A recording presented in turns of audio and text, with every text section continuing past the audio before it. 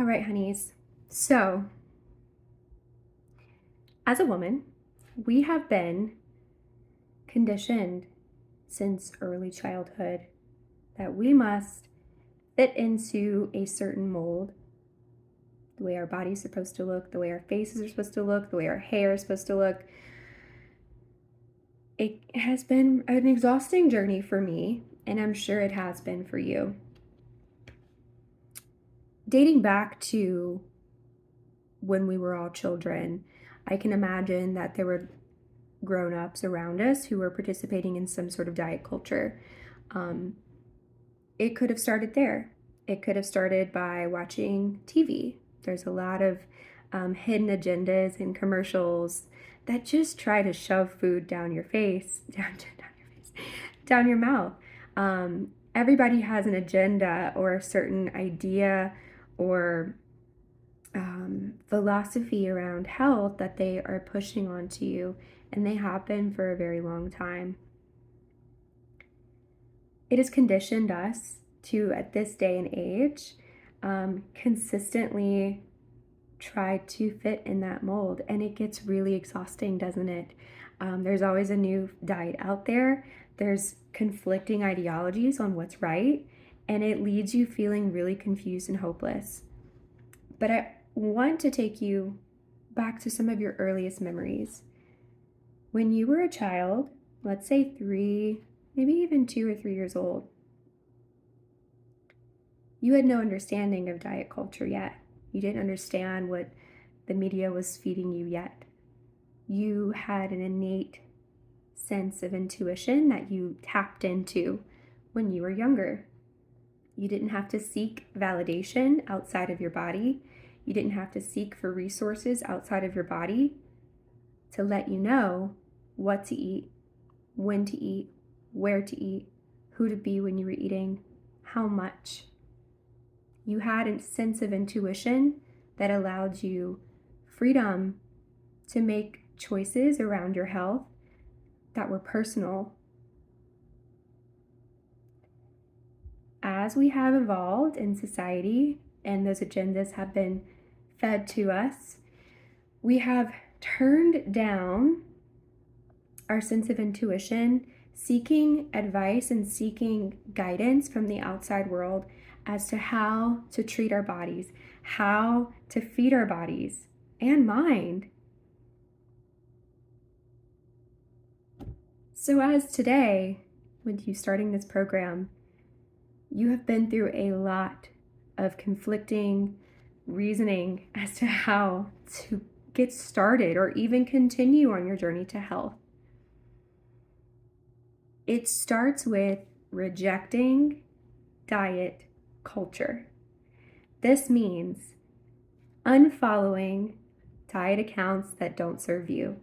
This means shutting down table talk around food that doesn't serve you. This means minding your plate and no one else's. This means not commenting on someone else's body, regardless if they look good or not. Rejecting diet culture can be very hard because it's deconditioning from all the conditioning we have been through growing up. This is one of the hardest steps. It's the first one, and it is the hardest. And so as we move through this first module and we discuss these topics, I want to give you grace.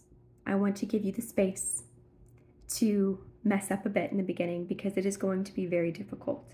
It is very hard to decondition the brain after years of being told that you need external guidance as to how to fuel your body.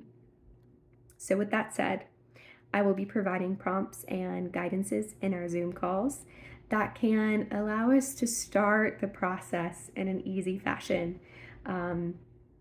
Like I said, it's not very easy, but you will slowly start to understand when diet culture creeps up in your life, either in a conversation or on TV, Instagram.